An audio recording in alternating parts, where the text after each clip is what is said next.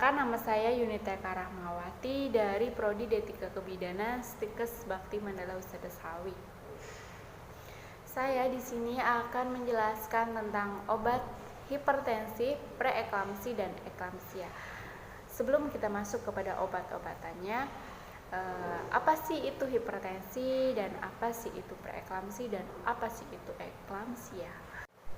Oke, kita bahas satu-satu. Yang pertama adalah hipertensi. Hipertensi adalah suatu tekanan darah tinggi atau kondisi di mana tekanan darah berada pada nilai 130/80 mm Hg atau lebih. Kondisi ini dapat menjadi bahaya karena jantung dipaksa memompa darah lebih keras ke seluruh tubuh, sehingga bisa mengakibatkan timbulnya berbagai penyakit seperti gagal ginjal, stroke, dan jantung atau gagal jantung. Cara mengukur tekanan darah. Tekanan darah dibagi menjadi dua, yaitu tekanan darah sistol dan tekanan darah diastol.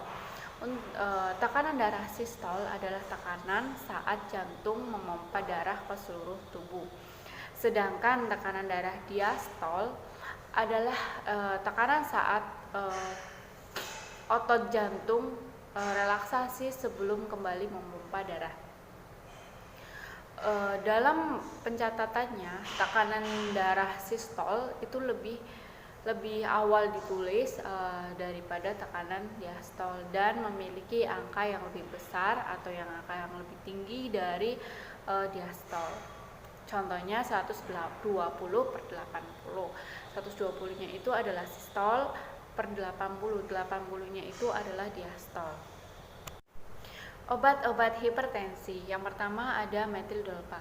Metildolpa adalah obat yang relatif aman, tetapi antihipertensi ini memiliki aksi onset yang lambat dan berhubungan dengan kelelahan yang akhirnya membatasi toleransi pasien terhadap obat ini.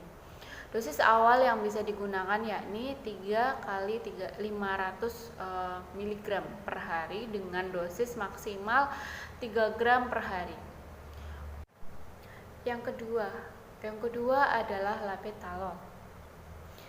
Labetalol memiliki aksi dengan onset cepat, dapat diberikan secara oral dan bisa juga dengan IV atau intravena. Namun di Indonesia tidak terdapat labetalol IV, adanya cuman oral. Dosis awal labetalol oral adalah 10 mg. Nomor 3 adalah nifedipin. Nifedipin juga menjadi obat pilihan untuk mengobati hipertensi kronik. Dosis nifedipin bervariasi antara 30 sampai 90 mg per hari. Nomor 4 adalah AC1, misalnya kaptropil. Harus dihindari selama kehamilan karena berhubungan dengan diagnosis renal janin atau kematian ketika digunakan pada trimester 2 dan trimester 3. Dan juga meningkatkan resiko malformasi sistem saraf pusat dan kardiovaskular ketika digunakan pada trimester pertama. Dan yang selanjutnya adalah ARB. ARB ini hampir sama seperti AC1. Tidak boleh digunakan pada saat hamil karena memiliki mekanisme aksi yang sama dengan AC1. Dan yang terakhir adalah diuretik. Diuretik tidak menyebabkan malformasi janin, tetapi sangat dihindari saat hamil karena mengganggu volume plasma sehingga mengganggu aliran darah utero ke plasenta. Yang selanjutnya atau yang nomor 2 tadi kan kita sudah membahas tentang hipertensi. Yang selanjutnya adalah preeklamsia.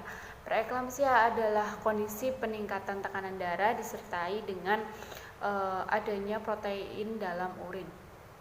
Kondisi ini terjadi setelah usia kehamilan lebih dari 20 minggu.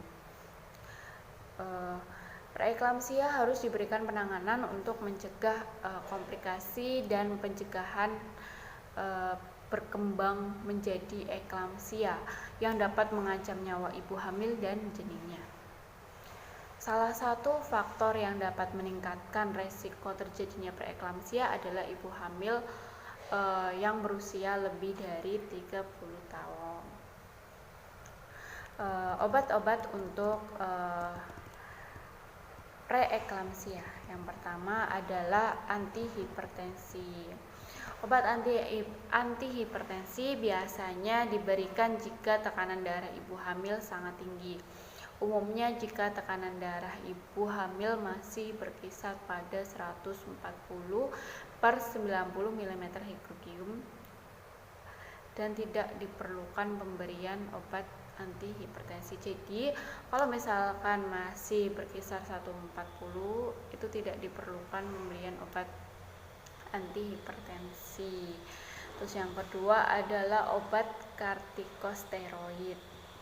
Obat ini digunakan pada preeklamsia berat atau saat terjadi sindrom HELLP. Selain itu, obat ini dapat mempercepat pematangan paru-paru janin. Dan yang ketiga adalah obat MgSO4. Pada preeklamsia berat, dokter akan memberikan suntikan MgSO4 untuk mencegah komplikasi seperti kejang. Ya, itu adalah obat-obat untuk preeklamsia. Dan yang terakhir adalah eklamsia. Apa sih itu eklamsia? Eklamsia adalah komplikasi kehamilan yang dilandasi karena tekanan darah tinggi dan kejang sebelum, selama, atau setelah persalinan. Kondisi serius ini selalu didahului dengan preeklamsia sebelumnya. Eklamsia itu merupakan kelanjutan dari preeklamsia.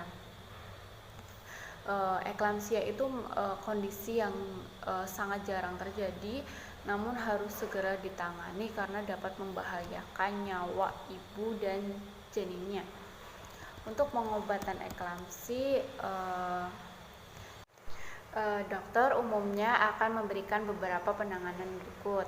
Yang pertama, memberikan obat pengontrol tekanan darah agar tekanan darahnya bisa stabil, dan suplemen vitamin. Untuk yang selanjutnya, menyarankan untuk bed rest di rumah atau di rumah sakit.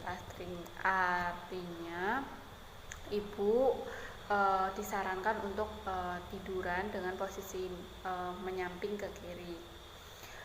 Terus yang ketiga atau yang selanjutnya itu memantau kondisi janin dan ibu hamil secara berkala. Terus apa aja sih obat-obatannya? Yang pertama ada magnesium sulfat.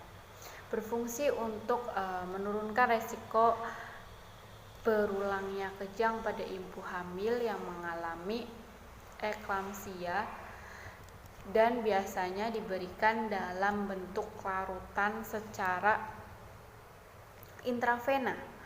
Pemberian obat ini untuk meredakan kejang umumnya dilakukan selama 24 jam sampai 48 jam. Artinya 1 atau sampai 2 hari. Yang selanjutnya adalah diazepam, phenytoin, dan natrium amobarbital. Ketiga obat tersebut dapat diberikan jika kejang kembali terjadi pada ibu hamil meski sudah diberikan magnesium sulfat. Sekian penjelasan materi tentang obat hipertensi, preeklamsi, dan eklamsia yang bisa saya sampaikan. Kurang dan lebihnya mohon maaf. Terima kasih. Wassalamualaikum warahmatullahi wabarakatuh. See you.